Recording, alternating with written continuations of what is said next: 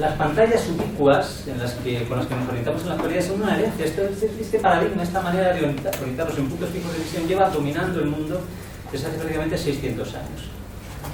Esto lo que impone es una manera de asumir una inmovilidad en relación con un marco en el cual se intenta erradicar casi por completo el movimiento del cuerpo y todo sentido que no sea la visión. Como veremos luego, esto es una auténtica aberración. O sea, la percepción es siempre movimiento y es siempre integración multisensorial. Y yo os propondré luego que cuanto más rico es el movimiento en su variación y más rica es la integración multisensorial, mayor plasticidad tienen los cuerpos. Cuanto más se reduce esa plasticidad, más surgen los sistemas opresivos de dominación. Todo está vinculado a la capacidad de movimiento, capacidad de variación, no estamos hablando de cantidad, de capacitismo. Vamos a hablar luego de la cuestión, cómo se desmonta la cuestión del capacitismo. Entonces, hemos heredado una cultura de atrofia sensorimotora que nos alinea con puntos fijos de visión. Una cosa muy significativa es que, bueno, el Tratado de Descartes, donde se le da un estatuto ontológico y metafísico a la división, ¿no?, entre cuerpo y mente, sujeto y objeto, surge exactamente 200 años después del Tratado de Alberti. O sea, Descartes había asumido esta manera de percibir como la única, casi la única que puede hacer eso, ¿no? Igual que nosotros hemos asumido en cierto modo eso, ¿no? Casi nadie se le pasa por la cabeza que pueda haber otro modo de orientarse en el mundo. Veréis que ya hay infinitos otros modos. La aberración cosmológica es esto, es una auténtica aberración cosmológica que está creando un auténtico desastre planetario. Ahora veremos el entrelazamiento de esto, de esta manera de alinearnos como cuerpos atrofiadas con puntos fijos de visión, está totalmente vinculado con el desastre planetario de la actualidad. Esto, por supuesto, es la herramienta de colonización número 1. O sea, sin esto lo que crea es una separación categórica entre el que observa y lo que es observado, a base de inmovilizar todos los términos. Pero lo que me interesa de este dispositivo es la arquitectura sensorial. Digamos que la mayor parte de los discursos críticos de las décadas recientes, este es uno de los motivos por que me fui distanciando de la teoría queer con su crítica de la representación y su foco en lo lingüístico, se centran en intentar cambiar el contenido de la ventanita de la perspectiva. A mí lo que me preocupa es la arquitectura que instauró. Esta arquitectura de relaciones basada en puntos fijos de visión. Bueno, entonces se crea esta cultura del cuerpo inmóvil, alineado, ¿no? Esto, por supuesto, es un hito importantísimo, pero que se basa en milenios anteriores, ¿no?, de geometrías. O sea, lo que va surgiendo en los últimos 10.000 años, desde el surgimiento de sociedades agrícolas, es modos geométricos de organizar los cuerpos, un auténtico campo planetario de geometría. Este es el punto fijo de visión de Alberti, pero esto es mucho más, esto es muy anterior. La cuadrícula urbana de Mileto, ¿no? El Mileto hace 2600 años, Kodamo sistematiza la cuadrícula urbana. Esto ya es también una manera algorítmica muy temprana de organización del espacio a gran escala. Los griegos exportaron a todas sus colonias, igual que los españoles exportaron sus cuadrículas a Latinoamérica como una manera de colonización espacial. El espacio cuadricular, que crea también al habitante que habita la ciudad, empieza a crear una sensación protoperspectívica del líneas de puntos de fuga. O sea, estas organizaciones algorítmicas del espacio tienen milenios de historia, ¿no? Esto es un microchip, es el salto, pero claro, el microchip es una herencia de esta, digamos, la miniaturización que coloniza el planeta entero y que coreografía las señales eléctricas, ¿no?, del universo digital, basado ¿en qué? En ceros y unos, en on y off, que es la reducción máxima del movimiento, más allá incluso de la línea, ¿no? Primero se redujo el movimiento a líneas mecánicas, ¿no?, que culminan el mecanicismo en Newton, y luego ya, con la cibernética, se pliega eso aún más. El movimiento se reduce a on y off, 0 y 1, coreografiado en las cuadrículas de los microchips a escala planetaria. En fin, bueno, esto sería toda una clase en sí misma, explorar un montón de tecnologías, pero el telar es una de las más antiguas.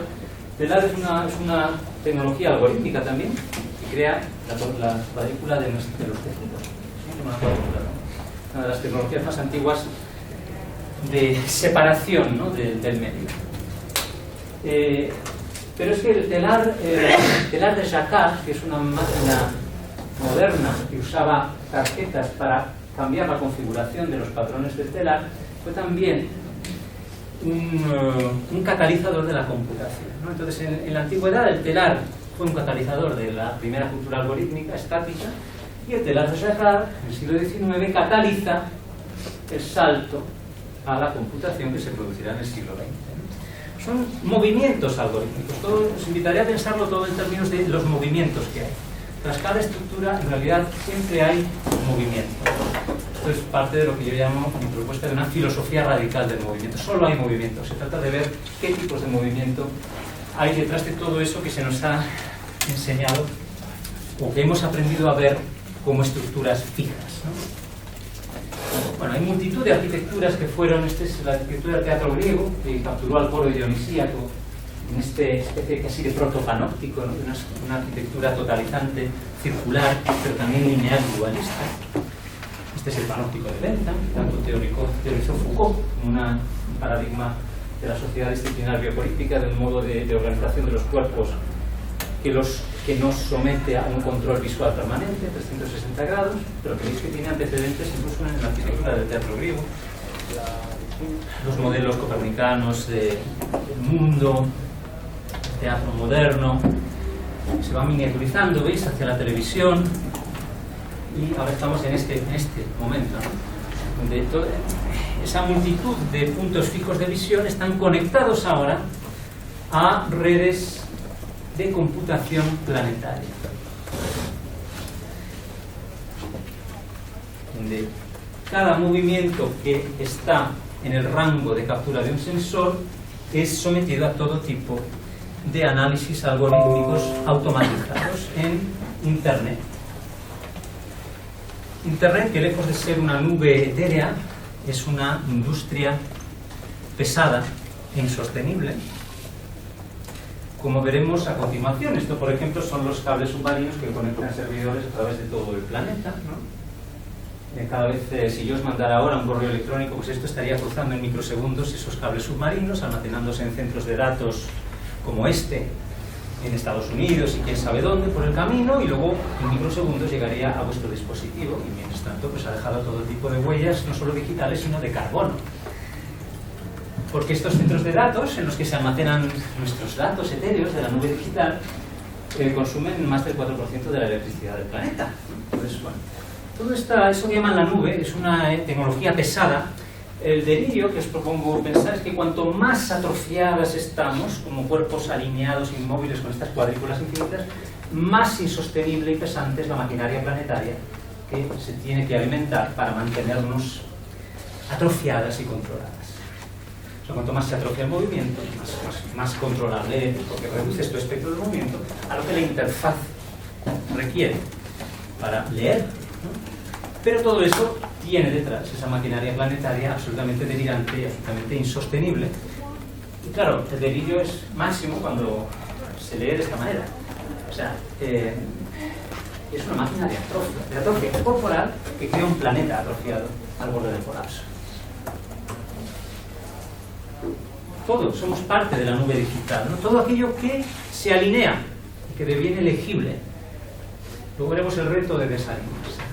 Este paradigma tiene una historia de cientos de años de cómo reducir el cuerpo a un esquema biomecánico de puntos, ¿no? Yo luego os propongo una teoría del cuerpo, que es la mía, que es totalmente distinta. Un cuerpo que es absolutamente irreductible a este modelo biomecánico de puntos medibles y calculables sin control, que se usan en captura 3D y que estamos totalmente inmersos en dispositivos que nos alinean con este tipo de lectura corporal y de reducción.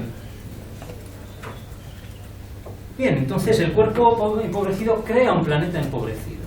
Sigo insistiendo machaconamente en esa idea, ¿no?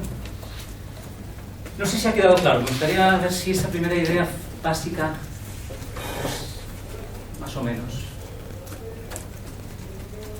porque es como un punto de partida fundamental, ¿sí, no? Pues decirlo y cuanto más inmóviles, más insostenibles los sistemas planetarios que nos reconectan de forma controlada. Una vez separados, se nos reconecta de una manera controlada. Entonces un selfie, ¿no? Te haces un selfie, pues ese selfie está conectándote en microsegundos con sistemas planetarios de computación, que son una maquinaria increíblemente insostenible. Y que no es más que una parte, por otro lado, de eso que luego os describiré como el holocausto planetario. Vamos a contextualizar esto en un panorama un poquito más amplio, a nivel casi geológico, para ver un poco hasta qué punto todo esto que os estoy contando es una verdadera aberración evolutiva, eso que Nietzsche también llamó una enfermedad en la piel de la Tierra. Esta es la curva de la evolución de la población del sapiens en los últimos 300.000 años.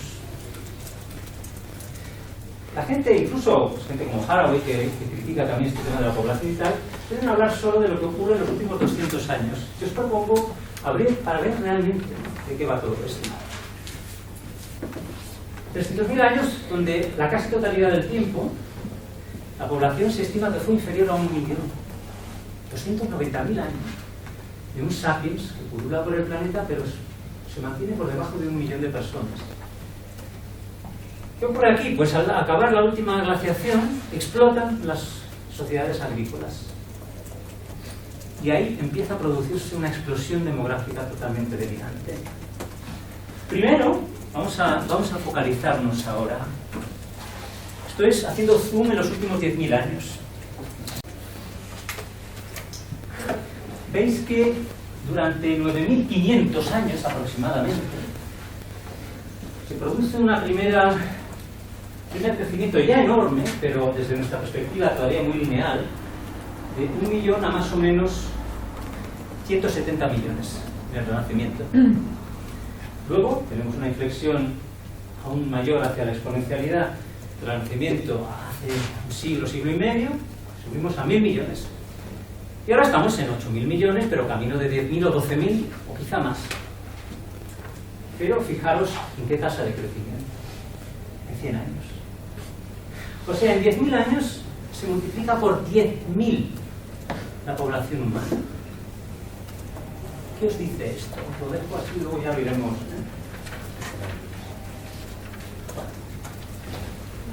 En realidad esto es aún peor, porque bueno, esto es parte de lo que llamo, luego ya veremos por qué lo llamo la desmejora transhumana, porque claro, esa curva exponencial se asocia, también sería la curva de la cantidad de basura que creamos, de la explotación del planeta, de la explotación humana, de la explotación de otras especies, del impacto en los ecosistemas, de la cantidad de sistemas técnicos.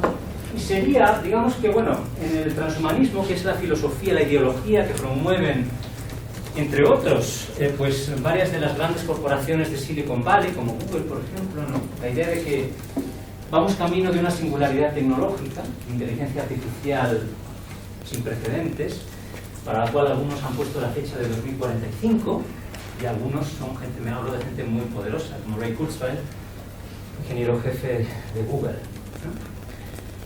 Dicen, 2045 va a ser como el nacimiento de Dios, con una inteligencia artificial general. Claro, eso se asocia al desarrollo exponencial de la tecnología digital. Sabéis cómo van aumentando exponencialmente las velocidades, las capacidades de almacenamiento y tal. Claro, se nos olvida que ese aumento exponencial de sistemas tecnológicos y sus velocidades y tal es también un aumento exponencial de la basura, del impacto ecosistémico y toda una serie de cuestiones. Entonces, bueno, voy a estar jugando ahora, cuando veáis el tema del trash humano, estoy jugando de forma irónica pero también muy seria, dándole la vuelta a la propuesta transhumanista, que ya a mí, yo la entiendo como una propuesta en realidad que oculta un trash humanismo. Es un humano basura que crea un planeta basura. Pero eso se nos vende como un transhumanismo, que es como un salto evolutivo que nos convierte en dioses. Ahora vamos a problematizar eso, porque en realidad, aunque parezca un discurso como de una élite, o sea, todo lo que llevamos en los bolsillos es parte de eso. Hay que tener eso muy bien claro. No es una anomalía, es dominante ahora. Y si no abordamos ese problema, me parece que se nos está escapando un poco el meollo de la cuestión.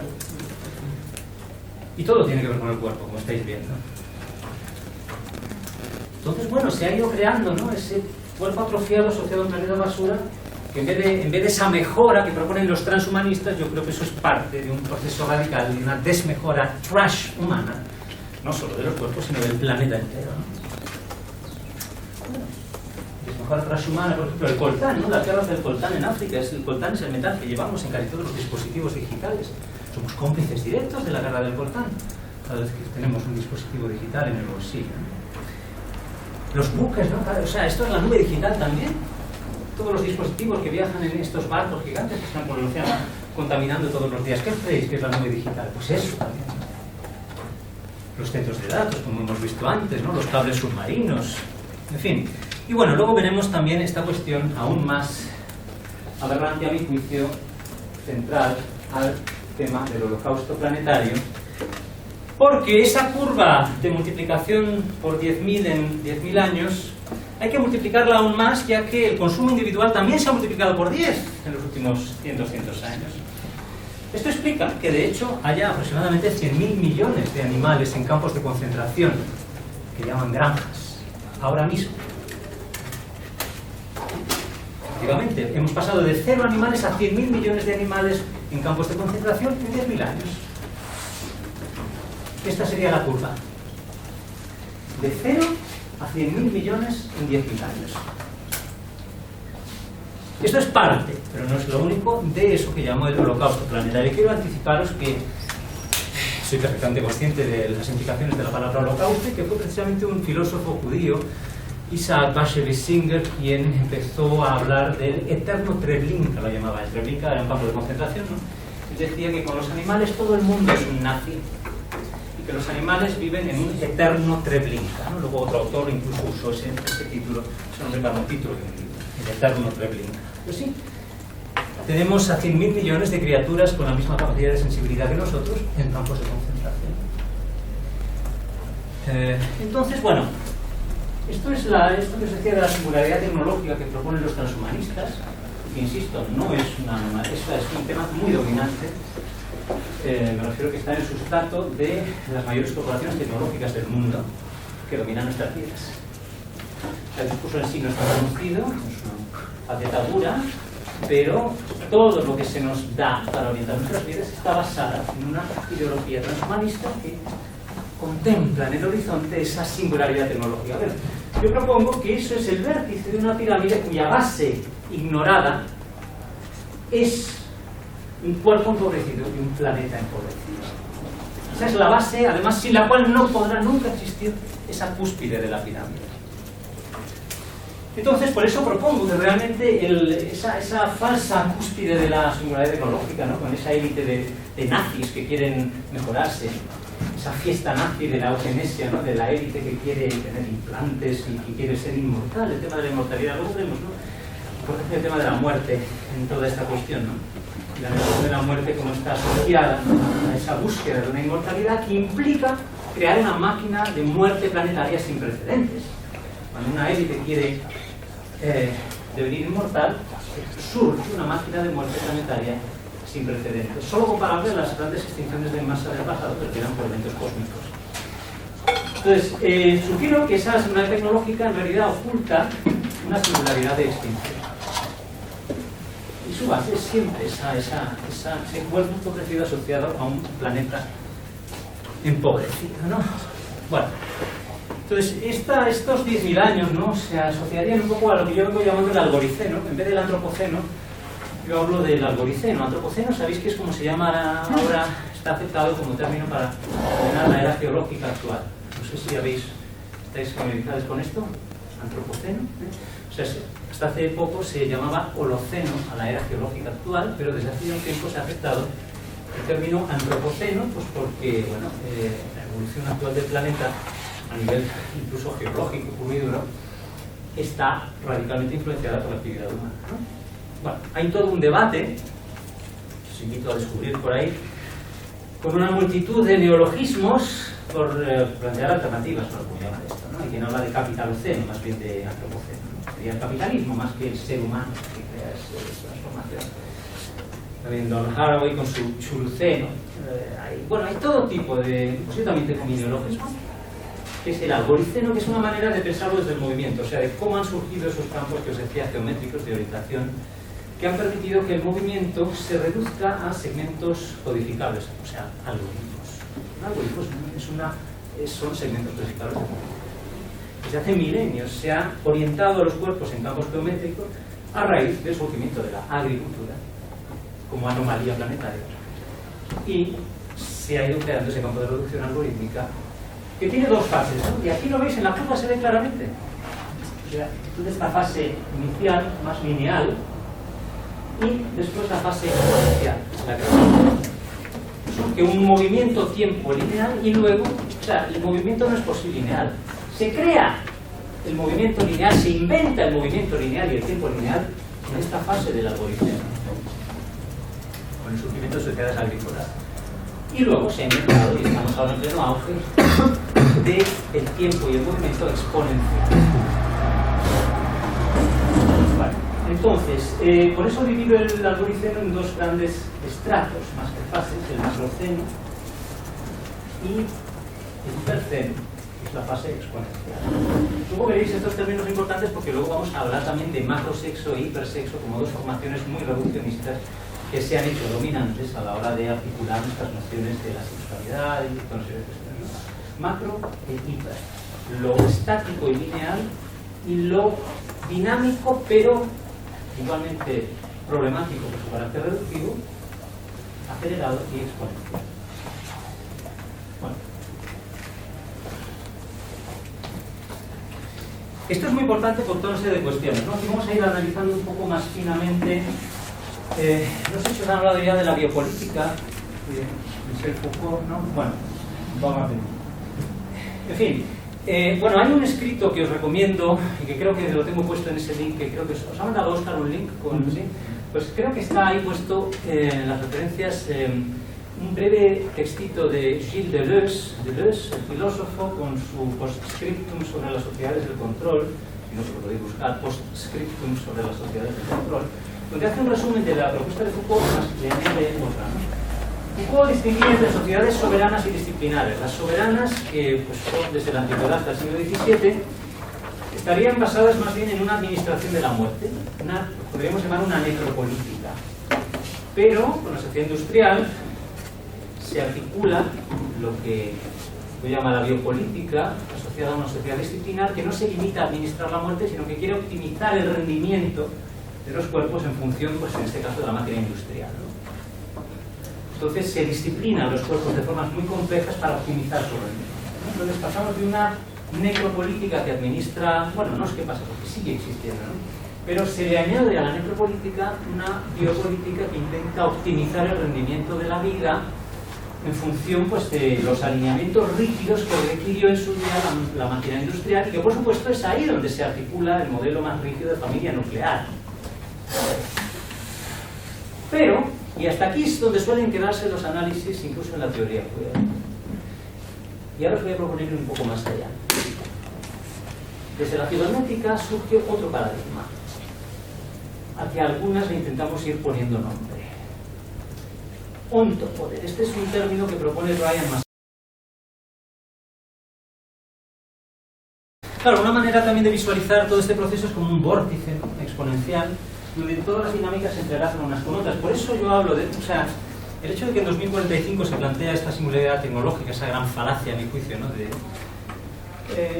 esa fecha podría muy bien valer para una singularidad de extinción. O sea, la extinción ha comenzado, me refiero a la extinción en masa de especies perfectamente documentadas y analizadas. Y todos los informes cada vez más urgentes de Naciones Unidas, de todas las instituciones, hablan de la absoluta irreversibilidad de unos procesos que van a seguir. Aunque se pararan en seco ahora mismo todas las industrias del planeta, los efectos del cambio climático van a seguir aumentando severamente. Y lo que llevamos viendo un año y medio es justamente una dinámica exponencial. Imaginaros, intentar ver esta cuestión que llevamos viviendo desde la pandemia y con los efectos del cambio climático, no como de repente una pequeña anomalía que ahora vamos a volver a la normalidad y todo muy bien. No, es la entrada en la exponencialidad, ¿no?, donde es imposible predecir cómo va a ser de un año para otro el mundo, ¿no? Entonces, claro, se realimenta un poco todo. Se realimenta el hecho de que a la pandemia, por ejemplo, en vez de responder cuestionándonos la disrupción ecosistémica que da lugar a pandemias, más allá de que esta sea de laboratorio, no lo que sea, pero bueno, es un hecho que la disrupción ecosistémica desata y tiene que desatar pandemias, en vez de cuestionarse la destrucción ecosistémica, que se hace? Se intenta inmunizar al humano cada vez más, ¿no? Para eso se lo somete cada vez más a regímenes intensivos de control de tecnologías que empeoran a su vez la destrucción ecosistémica, ¿no? Claro, todo eso es parte del vórtice exponencial, ¿no? Esto es una dinámica, es un movimiento, no es una estructura. O sea, esa dinámica ahora mismo no veo que se vaya a parar de la más mínima forma. Todo va al revés, ¿no? Se sigue promoviendo el aumento de la población, se sigue promoviendo el aumento de la urbanización, de los sistemas tecnológicos, de su aceleración continua. O sea, es un delirio absoluto, ¿no? ¿Cómo contrarrestamos, ¿no?, ese vórtice con otro tipo de movimiento? Bueno, voy con mucho retraso, pero intentaré ir más deprisa. Entonces, vamos ya a la parte más propositiva. Voy a intentar presentaros mi manera de pensar el cuerpo. Lo que yo hago es contrarrestar todo eso que hemos heredado, de ese paradigma del punto fijo de visión que domina totalmente todas las ontologías y epistemologías dominantes, que están basadas, por desgracia, en el punto fijo de visión. Todo se ha hecho al revés. Se ha edificado nuestro conocimiento justo desde la percepción más pobre y más empobrecida que ha existido nunca, ¿no? Entonces, bueno, requiere un esfuerzo considerable. Entonces yo estoy intentando reconceptualizar el cuerpo, no solo, o sea, todo el cuerpo, o sea, los cuerpos que componen el cosmos, ¿no?, solo el nuestro, desde el más ignorado pero importante de los sentidos. ¿Quién ha oído hablar de la propiocepción?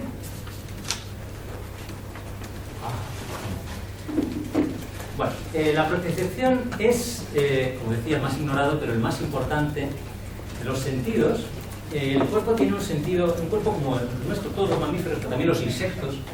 Luego veréis como yo aún expando en realidad ese concepto a todo campo orgánico e inorgánico, pero bueno, de entrada todos los mamíferos, insectos y todos los cuerpos con sistema nervioso tienen un sentido interno del movimiento. Es decir, no sé si os habéis dado cuenta de que podéis sentir el cuerpo muscularmente hablando. ¿Os habéis dado cuenta alguna vez de que podéis sentir vuestras tensiones musculares? ¿Podéis intentar sentirlas ahora? O sea, me refiero, cada día, sí, pero... O sea, el hecho de que tú sepas dónde está tu mano sin tener que mirarla, es porque tienes propiocepción. La propiocepción es sobre todo, opera sobre todo en ámbitos no conscientes, pero puede devenir parcialmente consciente. Es lo que gestiona todo el movimiento del cuerpo. Y el conocimiento que tenemos del mundo, yo creo como que es a priori propioceptivo. La propiocepción no se puede separar el observador del observado, como hizo la perspectiva. La perspectiva nos disoció del mundo. La propiocepción es todo lo contrario. Si yo agarro un objeto, el conocimiento propioceptivo que tengo de ese objeto a través de la deformación, la fluctuación de mis tejidos musculares y articulares, es el mismo movimiento por el cual yo me conozco a mí misma como cuerpo. O sea, nuestro conocimiento propioceptivo del mundo es el mismo movimiento por el cual tenemos un sentido de cuerpo. Y ese sentido de cuerpo es el sentido más profundo de yo que podemos tener. De hecho, a todos estos transhumanistas que quieren desprenderse de su cuerpo, y no solo los transhumanistas, porque esto tiene una tradición cristiana y platónica detrás bien antigua, les digo que se enteren un poco de lo que le pasa a las personas que pierden su propiocepción. Por ejemplo, hay un texto bien accesible que os invito a leer en este famoso libro de Oliver Sacks, el hombre que confundió a su mujer con un sombrero. ¿Conocéis este libro del neurofisiólogo Oliver Sacks? El capítulo 3 se llama La dama desencarnada y habla justo de un caso de una persona que perdió su propiocepción de un día para otro. Y Oliver Sacks es muy expresivo en la manera en que describe el modo en que esa persona pudo reaprender a ser funcional, orientándose con la visión para moverse, orientándose con la escucha para mover sus músculos del habla, pero jamás pudo paliar su sensación de vivir en una nada inimaginable, sin un sentido de yo y sin un sentido de mundo. Entonces, el sentido de propiocepción, ojo, porque es un poco el ancla de cualquier posible yo. Y también del sentido del mundo, porque es lo que hace que el cuerpo pueda moverse en relación con el mundo. Es el sentido del propio movimiento, pero es también donde se integra todo sentido externo en tu capacidad de moverte en relación con lo que ves, con lo que oyes, con lo que sientes, con lo que hueles, ¿no? De hecho, para oler, mueve, o sea, todo lo que mueve, ¿no? Todo lo que se mueve en el cuerpo es ese sistema autoorganizado, propioceptivo, que bueno, no me va a dar tiempo a meterme en cosmología, pero en fin, el movimiento autoorganizado del cuerpo, lejos de ser algo así como un patrón controlado por un sujeto cartesiano, es un sistema totalmente autoorganizado que surge de 4.000 millones de años de evoluciones bacterianas fundamentales. ¿No continúa habla de la propiocepción? No, justamente me asombra que no hable, porque él escribió décadas después del Tratado de Sherrington, en 1906, donde se expone de forma prodigiosa la propiocepción, pero en ámbitos filosóficos ha pasado alarmantemente desapercibida, salvo algún ejemplo reciente. Pero justamente Bergson, Merleau-Ponty, o sea, cuando hablan del sentido muscular están implícitamente hablando de la propiocepción, pero podrían haber ido mucho más a fondo, justo agarrándose a eso, para redefinir totalmente lo que es la percepción. Sin embargo, creo que no lo hicieron. Pero bueno, estamos a tiempo, estamos haciéndolo ahora. Entonces, bueno, a ver, breve incursión cosmológica, ¿no? ¿Esto qué es? Estos son filamentos galácticos, las estructuras más grandes del universo conocido. Digamos que el filamento galáctico nuestro sería algo así, donde hay 1 millón de galaxias. Aquí, una de ellas es la nuestra, ¿no? ¿Esto por qué? Pues bueno, simplemente para mostrar la idea, se plantea que el hecho de que la estructura del universo observable a mayor escala conocida sea esta cosa amorfa, espumosa, o de burbujas y filamentos, dentro de las cuales están las galaxias, los 100.000 millones de galaxias conocidas, tiene que ver con cómo la fluctuación cuántica se expresó durante el Big Bang de nuestro universo, la fluctuación inicial. Esto lo menciono pues porque yo estoy un poco agarrándome a esta preponderancia que tiene en la física actual la ubicuidad de la fluctuación. La fluctuación cuántica son diferenciales indeterminados de energía densidad. Y desde hace ya bastante tiempo, más de un siglo, la física y la cosmología tienen muy asumido la inevitabilidad de la fluctuación. O sea, lo único que no puede dejar de haber nunca, en el más absoluto vacío, incluso antes de que surja un universo, es fluctuación cuántica. Yo lo que propongo es que esa fluctuación lo que hace es proponer un movimiento de variación infinita. El universo no es otra cosa que el movimiento de variación infinita que surge porque la fluctuación dentro de la fluctuación crea ese movimiento. O sea, nosotros somos campos de fluctuación, herencia pues de 13.800 millones de años de fluctuaciones cuánticas, ¿no?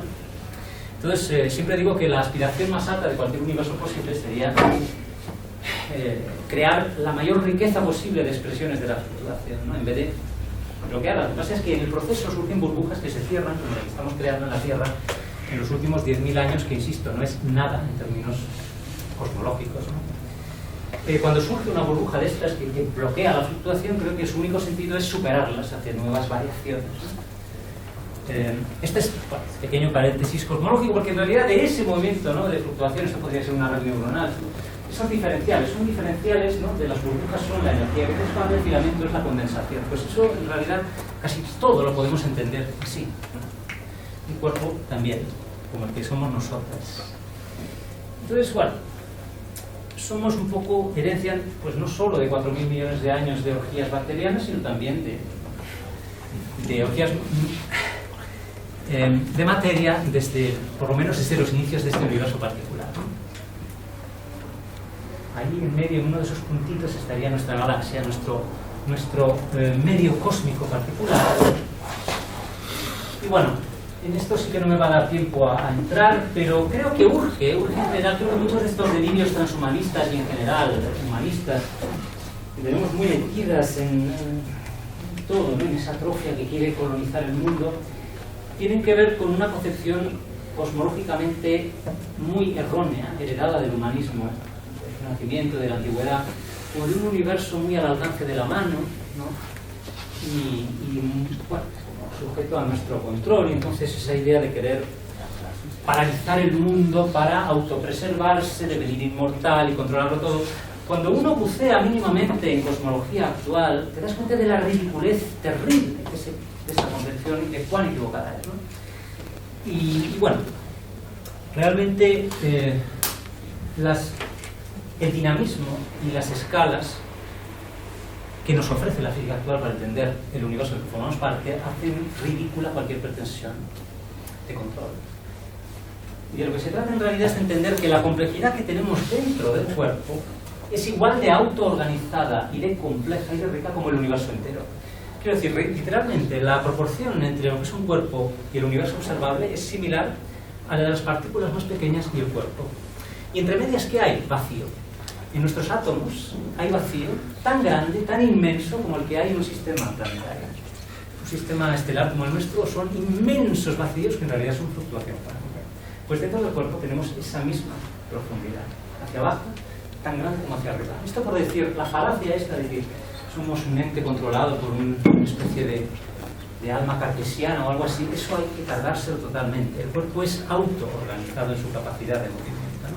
Y eso es lo que yo quiero reivindicar, no solo a nivel metafórico, ¿no?, sino realmente de prácticas de movimiento que pongan fuera del centro de la escena a ese sujeto cartesiano que quiere controlarlo todo a base de empobrecer su propio movimiento. Y entonces, bueno, las técnicas que yo llevo pues, años así, desarrollando en proyectos artísticos y técnicas de movimiento y de percepción son estrategias para movilizar esa capacidad infinita que tiene el cuerpo de variación. Voy a avanzar para centrarme en este tema.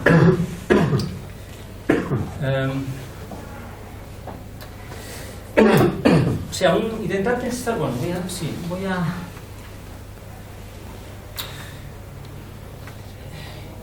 yo conceptualizo el cuerpo como un campo de fluctuación. ¿Qué quiere decir esto? El movimiento de un cuerpo, el que hemos heredado, la concepción errónea, es la mecanicista. Como que el cuerpo es un bloque que se desplaza en un espacio.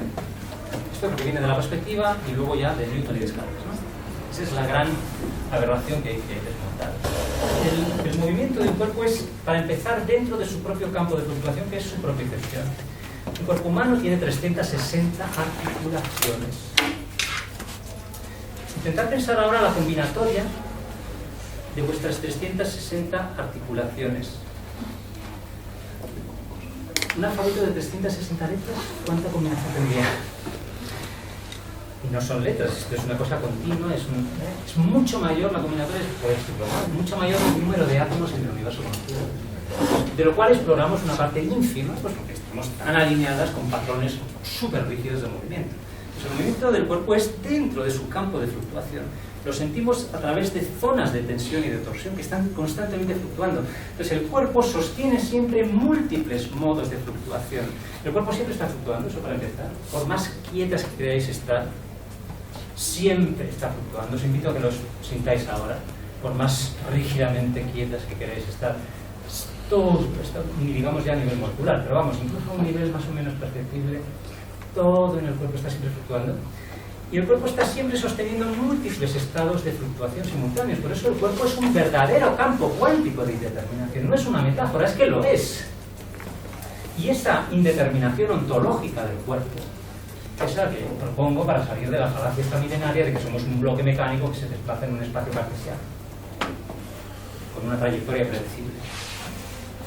Hay que movilizar esa capacidad. ¿Y qué quiere decir? Desarrollar la capacidad propioceptiva de entrelazarse con el mundo de formas siempre diversas, ¿no? O sea, cambiando tu campo propioceptivo, tus torsiones internas de tus 360 articulaciones, vas a poder crear siempre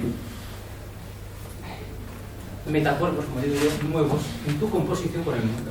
Cada nueva composición que creas va a ser una nueva sensación corporal, una nueva propiocepción, que va a crear sinapsis nuevas, que va a crear memorias nuevas, que va a crear afectos nuevos, que va a crear nuevas variaciones en las composiciones del ecosistema. Perdón, estoy un poco... ¿Te has perdido? Un poco. Vale. ¿Dónde te perdiste? No. Justo lo que está diciendo ahora mismo de crear nuevos movimientos, nuevas percepciones. O sea, intento visualizarlo, pero soy un poco idiota y me está costando. No. Venimos de la cultura de la atrofia y eso sí, o sea... Atrofiado estoy, no te preocupes. No, me refiero que este tipo de cosa, hasta que no la practicas, no se puede imaginar. Es un problema. O sea, esto quiere decir, políticamente hablando también, que no podemos simplemente seguir sentados en nuestras mesas ideológicamente imaginando mundos futuros, sino que hay que literalmente ponerse en movimiento de otras maneras. Y eso será un nuevo modo de pensamiento del cuerpo.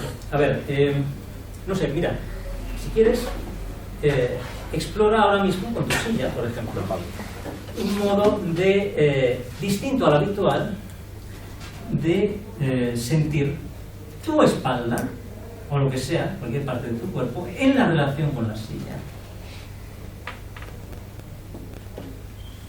Cada sensación de presión nueva, y pueden ser infinitamente variables, las sensaciones de presión que tenemos con las cosas, con todo lo que nos rodea, podríamos explorar varias. Por ejemplo, la ropa, la caricia que nos da la ropa, siempre está el cuerpo fluctuando y nunca escuchamos la bellísima caricia que nos da la ropa continuamente. Es un modo de escuchar la variación continua que el cuerpo tiene, ¿no?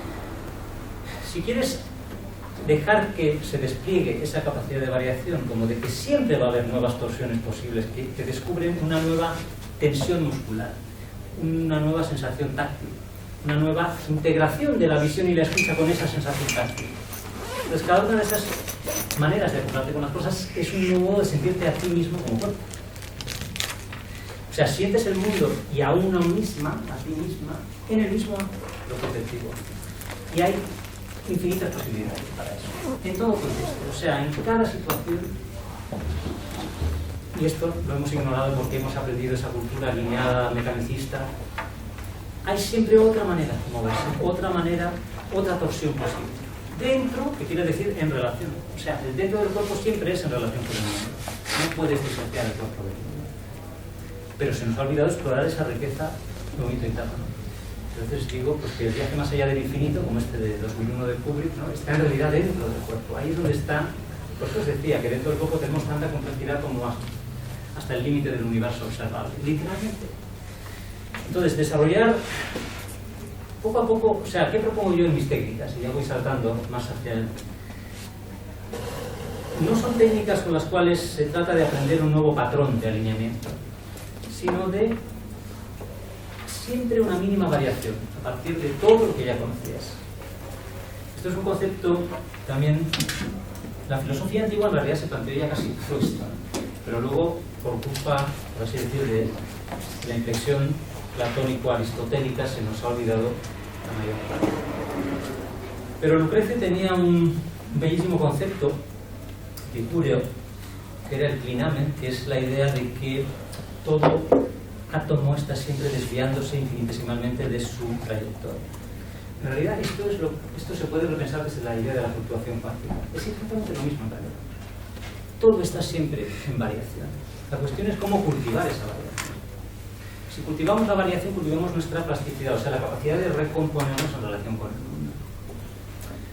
Cuanto más nos separamos, nos bloqueamos, nos intentamos preservar en forma, menos somos capaces de interactuar con un mundo que es intrínsecamente fluctuante.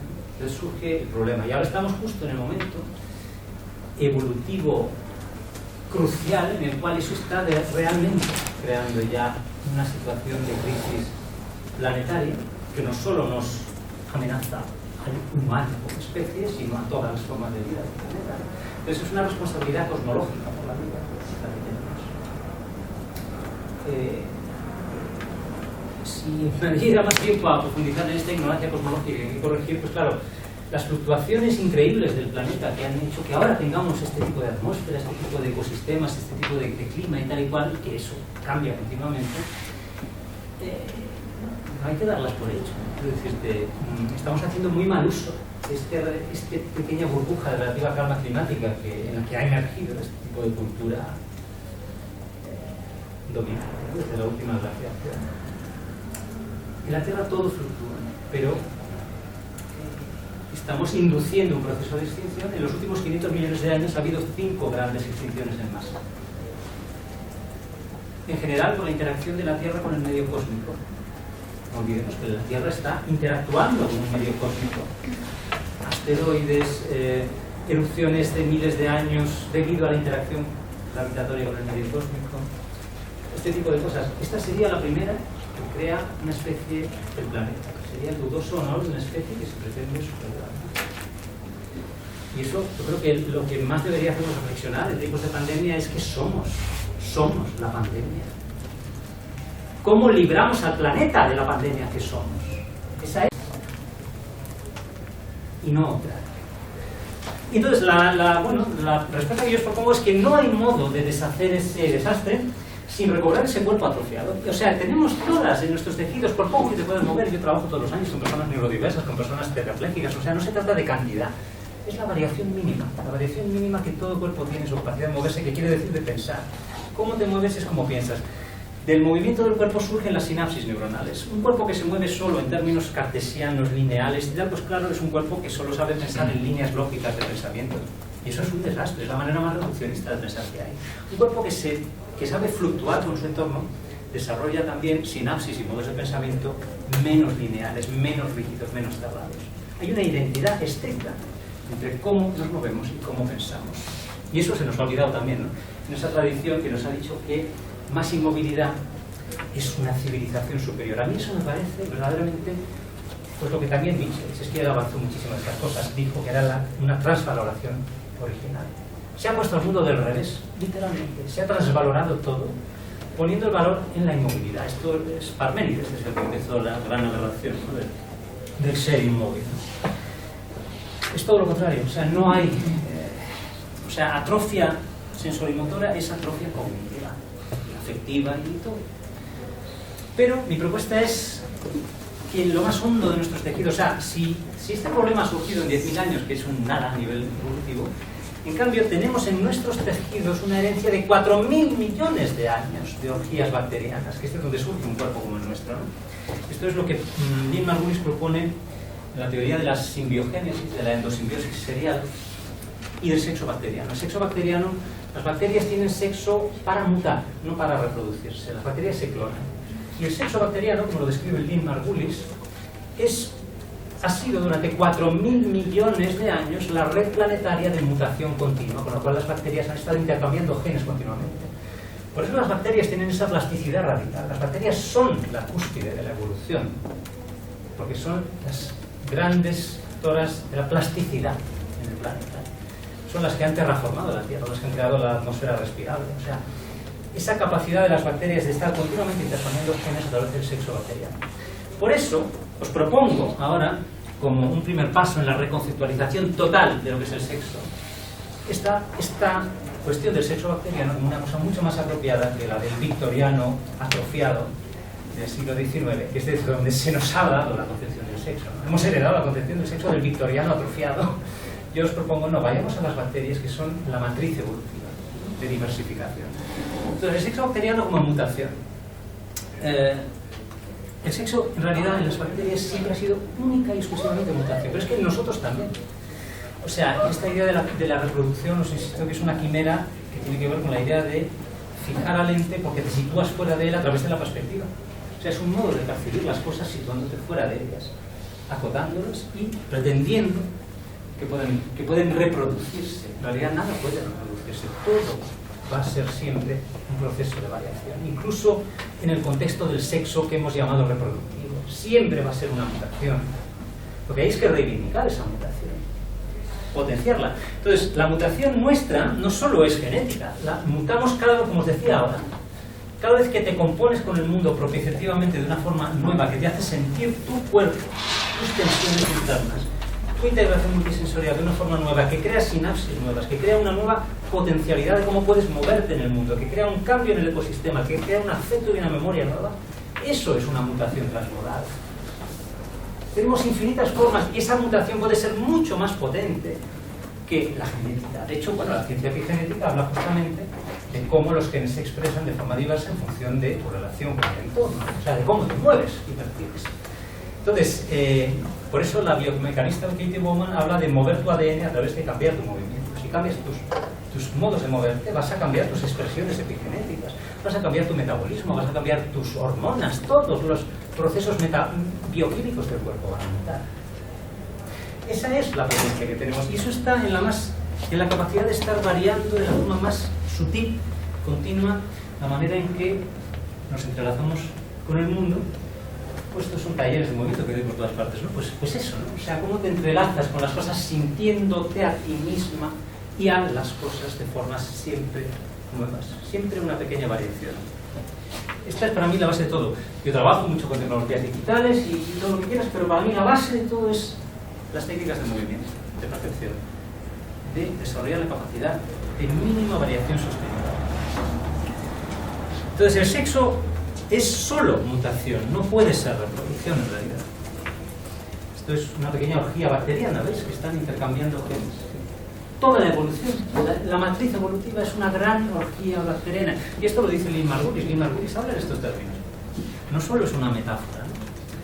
El sexo bacteriano, la desimbiosis serial, esto conecta en realidad con planteamientos de los años 70 de Deleuze y Guattari, luego retoma Luciana Parisi en relación con Lynn Margulis.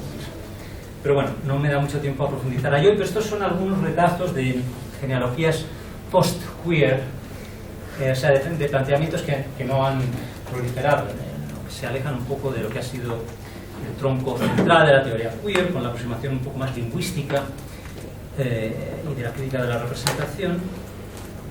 Aquí hay todo un conjunto de cosas que vienen en muchos casos de los 70 que yo reclamo para hacer otras propuestas que no se limitan a decir que la política se reduce a apropiarnos de la representación y del lenguaje. No, el movimiento es mucho más que eso. La representación y el lenguaje son un espectro del movimiento, muy pequeño.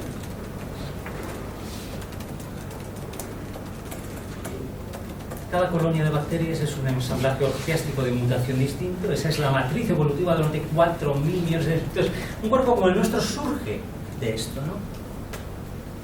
Este es el libro de Lynn Margulis de Orion Sara, lo recomiendo vivamente. Bueno, tienen más, pero este es...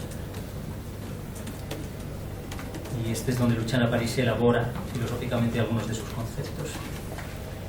Bueno, entonces, estas son imágenes de endosimbiosis. La endosimbiosis quiere decir que una célula humana, por ejemplo, ¿no?, que tiene organelos, los organelos de nuestras células también son efecto de cientos de millones de años de simbiogénesis bacteriana, de cómo unas bacterias más pequeñas han habitado otras más grandes adquiriendo funciones estables.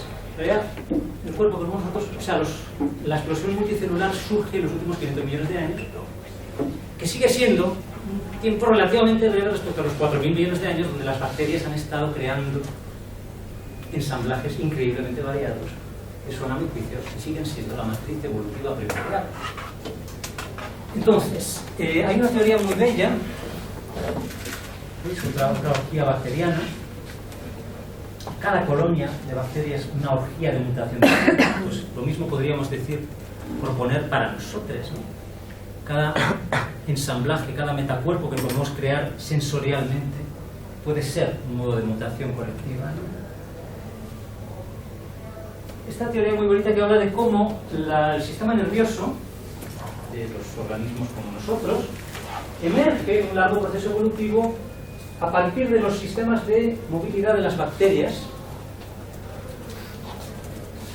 Es una de las teorías en las que, bueno, apelo yo para demostrar hasta qué punto, en lo más hondo de nuestros tejidos, en esta capacidad de movimiento, hay un sistema autoorganizado que ha ido emergiendo de esas orgías bacterianas de mutación permanente, ¿no? Claro, para encontrar ese cuerpo perdido de la propia evolución, pues hay que poner un poco fuera de la escena a ese sujeto que se ha basado en una atrofia milenaria para imponer su dogma.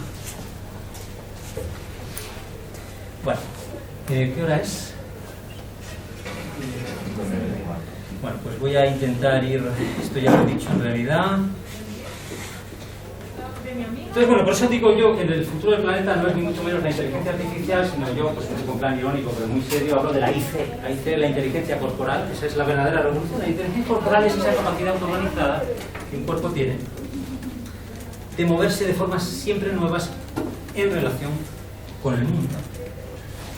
Un cuerpo cuántico, un cuerpo común, un cuerpo infinito, un cuerpo indeterminado.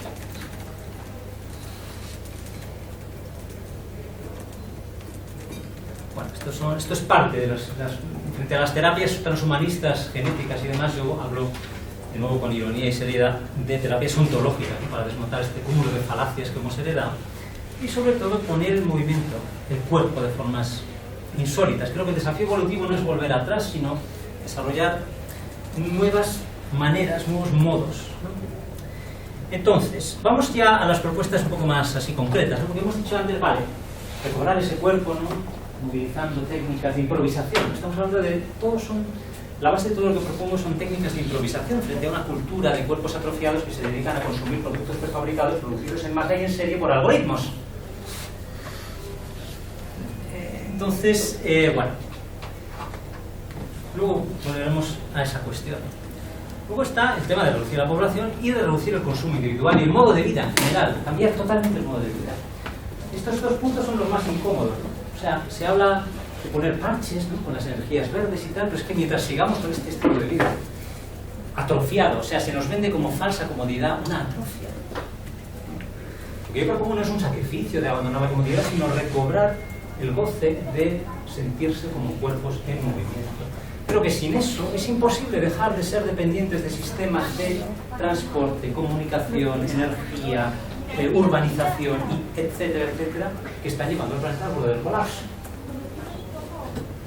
No podemos simplemente de repente desalinearnos como quien se tira al vacío, ¿no? Hay que recobrar la capacidad de moverse y llevarla más allá. El tema de la población, ¿no? Claro, yo no propongo, o sea, realmente habría que volver a niveles preindustriales para que nada de lo que está sucediendo sea mínimamente sostenible. O sea, afrontemos un poco el tema, ¿no? Sí, hay gente que lo está planteando, ¿no? En el mismo que se llama Haraway, que lleva tiempo hablando del problema de... En general se aborda de forma tímida. No, hablemos claramente. O sea, yo creo que mínimamente a niveles preindustriales. Este disparate demográfico asociado, insisto, a sus modelos heteronormativos opresivos que nos llevan a la extinción por la sobrepoblación, hay que desmontarlo total y absolutamente. Entonces, no se trata de exterminar a la gente, que en realidad eso va a ocurrir si seguimos por esta vía, sino de reducir la población, o sea, parar la reproducción. Hay que parar la reproducción de la especie. Luego veremos cómo. O sea, me refiero cómo plantear un discurso con muchas capas con las que invertir ese discurso predominante por el cual se nos ha hecho creer que es reproducirse masivamente para no extinguirse, cuando es todo lo contrario. Y más con una población atrofiada que quiere paliativamente extender sus vidas al infinito y aumentar todavía más la población, consumiendo cada vez más recursos en un bucle exponencial. Bueno, de esto ya hemos hablado, recordar el cuerpo, la inteligencia corporal. Claro, yo a veces provocativamente digo, bueno, haría falta como mínimo un siglo de homosexualidad obligatoria y de criminalización de la reproducción. Porque siempre va a haber gente que ilegalmente se reproduzca y ya con eso va a ser más que suficiente. Para en un siglo quizá, si es que no llega antes un desastre climático peor de lo esperable, alcanzar niveles preindustriales de población. Bueno, esto es un punto de partida para la provocación, ¿no? Realmente, yo no soy prohibicionista y no se trata de eso necesariamente, ¿no? Pero pensándolo bien, no estaría mal después de milenios de regímenes opresivos de reproducción masiva heteropatriarcal. No estaría mal un siglo de corrección mínima, ¿no?, de esa situación delirante que nos lleva a la extinción. Bueno, en realidad veréis que es una propuesta más interesante de lo que quiero proponeros, que tiene que ver con esta noción de metasexualidad, donde mezclo ideas mías con unas de Marco Bassi. Marco Bassi es un autor ignoradísimo en la tradición queer y que yo quiero reivindicar hoy aquí. Ahora volveremos a ello. Y bueno, ya hemos dicho que para dejar de ser dependientes de todos estos sistemas de consumo delirante, ¿no? Pues claro, cuanto más empobrecidas estamos, más nos falta, más carencia tenemos de todo, ¿no? Estamos orientadas por siempre desde fuera, ¿no? Estos sistemas geométricos han creado cuerpos atrofiados que se orientan siempre desde fuera, y ese cuerpo atrofiado está siempre careciendo de algo. Y el mercado lo que hace es intentar, bueno, orientar ese deseo, esa carencia, ¿no? Cuando recobras una capacidad de movimiento y de sensación interna, descubres que tu propio cuerpo es un ecosistema infinito de sensaciones. Y ahí tienes un mundo, no te hace falta mucho más, la verdad. Y ese goce de sentirte como cuerpo en movimiento y en simbiosis con todo lo que te rodea, entonces, vamos, si no recuperamos esa mínima capacidad, malamente vamos a dejar de depender de todo este delirante conjunto de sistemas de comunicación, transporte, producción, etcétera, que se nos ha vendido como comodidad, como evolución, ¿no? No os voy a ocultar que en el fondo yo creo que el único futuro posible está en volver a ser culturas de recolectores, desnudos en el bosque. O sea, no olvidemos que la ropa también es una tecnología un tanto absurda que nos ha empobrecido más y más, ¿no? Es parte de esa manera de eliminar el cuerpo como sensor, de ocultarlo, de hacer que lo colonicemos todo, vistiéndonos de formas, ¿no?, para protegernos del frío y del calor.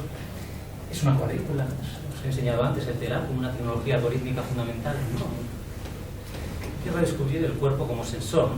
Bueno, en fin, en todo esto hay un montón de cosas ahí que habría que ver, pero no se trata, insisto, de volver al pasado, aunque hay mucho que aprender de culturas de recolectores. Antropólogos como James Sussman, que ha publicado hace poco, traducido el libro suyo que se llama Trabajo, no sé si lo habéis visto, Trabajo, una historia de trabajo, desmitifica muchos de los conceptos falsos que tenemos y plantea pues que realmente las culturas de recolectores, que han seguido existiendo además, tenían más tiempo libre, eran más felices en cierto modo, en el sentido de que todo nuestro vocabulario de la carencia, de la programación, del miedo, viene de la era agrícola. No existía antes, ni la conocen las culturas agrícolas. Todas las culturas de recolectores tienen sus prácticas creativas, corales. Corales quiere decir el coro, que era el coro, como lo teoriza también Nietzsche, el nacimiento de la tragedia, sería una práctica común prácticamente a todas las culturas, es como la expresión de los enjambres en el ámbito social, es crear campos de resonancia, campos rítmicos de resonancia. El coro, el coro dionisíaco en la antigua Grecia era un grupo nómada, orgiástico, de cuerpos que bailaban y cantaban en el espacio abierto, y que es de donde surge, planteó Nietzsche y mucha gente a partir de él, la tragedia. Yo os enseñé antes el teatro griego, para mí yo lo llamo la domesticación de Dionisos, fue como la manera de capturar a Dionisos, ¿no?, a ese dios orgiástico y estático, en la polis griega. Y ahí empezó en nuestra tradición toda esa anómala distinción de disciplinas, de sentidos, de espacios, ¿no?, ese alineamiento general. Yo soy partidario de recuperar el coro como esa ensamblaje infinitamente variable de enjambres de cuerpos que crean ritmos, que crean expresiones, pero basadas en la improvisación. Todo viene de la propiocepción, y si te disocias de la propiocepción surge un problema sistémico de reducción, de empobrecimiento, que es el que estamos viviendo ahora, ¿no? Volvemos un poco a este tema, ¿no? La alimentación. Pues sí, también habría que criminalizar el consumo de cualquier cosa que venga de los animales, ¿no? Habría que liberar, sí, a 100.000 millones de animales, y quizá habría que poner en estas granjas, que son campos de concentración, a los que promueven el desastre o a los que son cómplices. ¿Qué os parece? ¿Por qué, no? Pregunto yo siempre. ¿Os gustaría estar aquí? ¿Por qué ellos sí, vosotros no? ¿Quién puede darme un argumento verdaderamente convincente? Que no sea una mera dogma de fe del excepcionalismo humanista. 100.000 millones de animales han de ser liberados ya.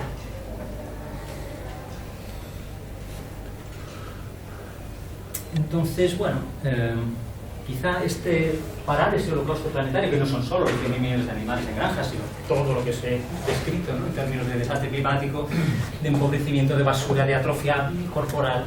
Todo eso es el holocausto planetario, ¿no? Es iniciar un ciclo de extinción.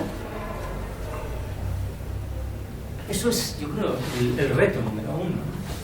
Y la respuesta que yo os propongo, insisto una vez más, es: la tenemos todas en la capacidad de moverse. Más sutil, ínfima capacidad de moverse, herencia de 4.000 millones de años de orgías bacterianas. Claro, que todo esto esté ausente de la agenda global, pues no me extraña en el fondo, en el sentido de que es esa propia insensibilización del cuerpo atrofiado la que hace que la gente esté obsesionada con su visión de túnel fanática del beneficio a corto plazo y pierda todo sentido de relación con las cosas. Yo creo que no podemos tener empatía verdadera con nada que no esté implicado con nuestra propia intención.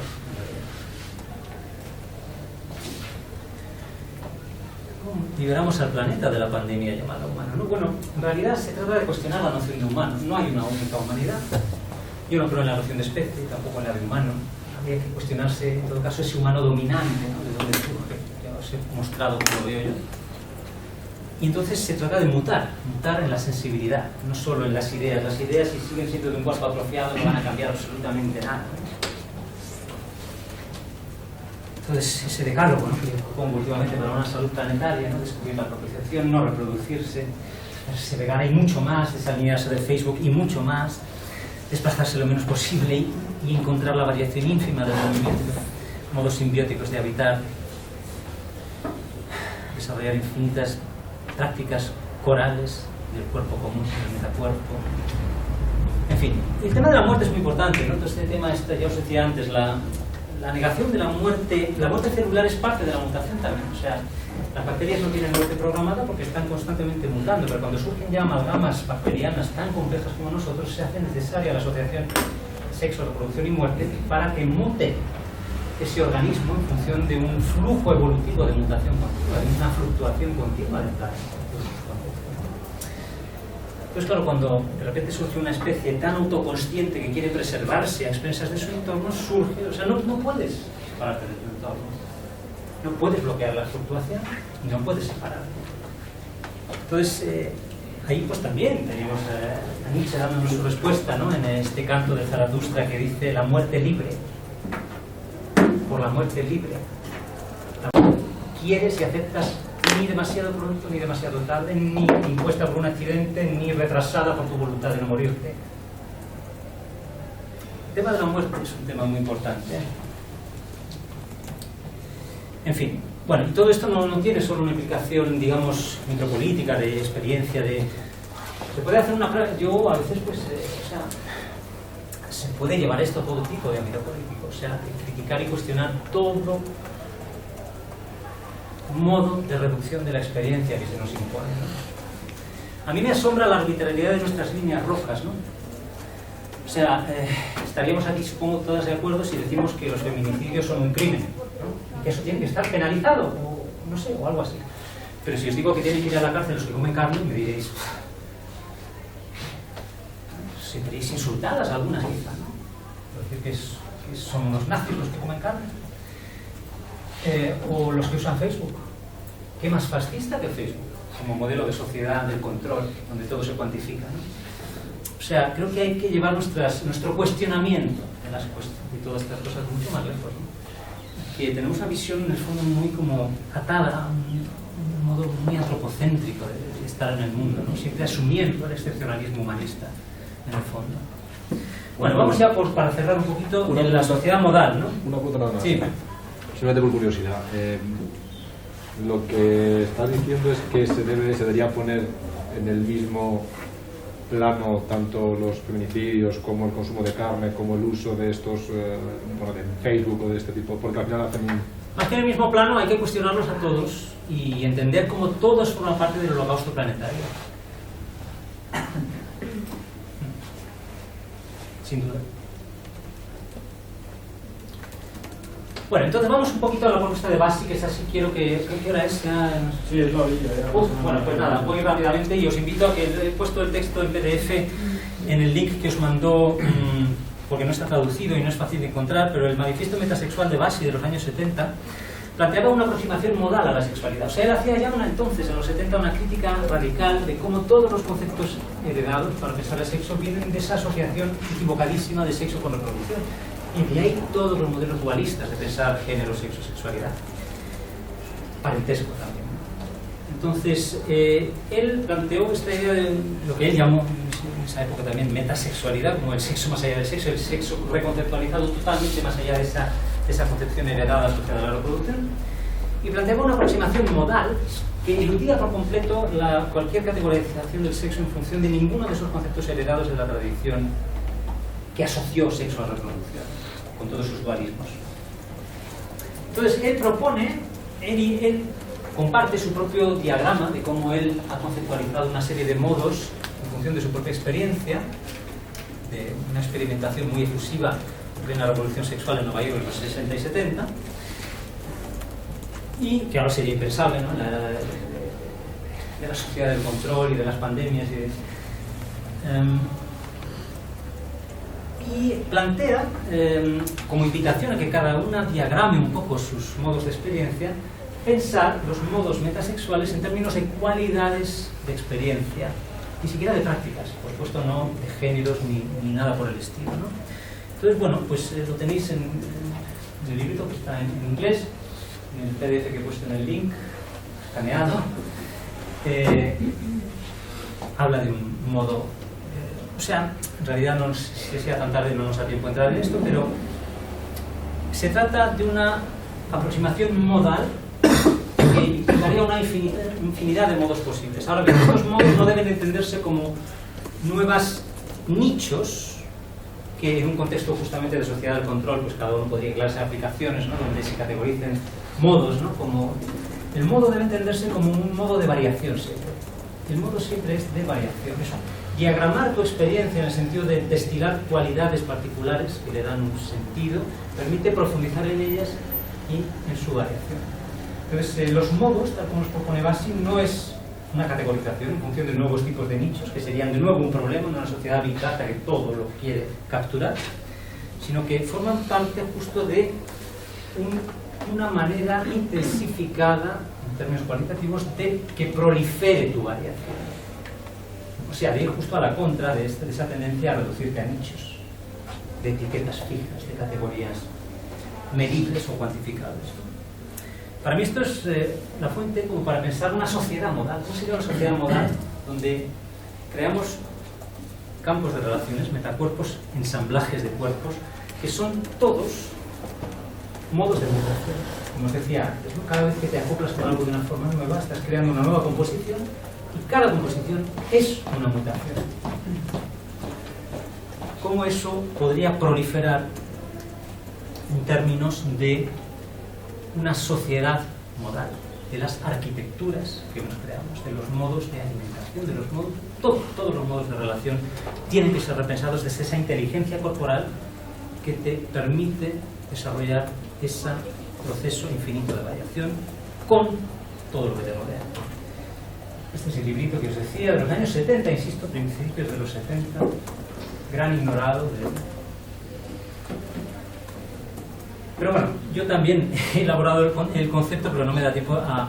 Pero siempre en relación o sea, lo que es fundamental, para mí, creo que para Basi también lo era, es que nada de esto puede hacerse si no transformas profundamente la percepción.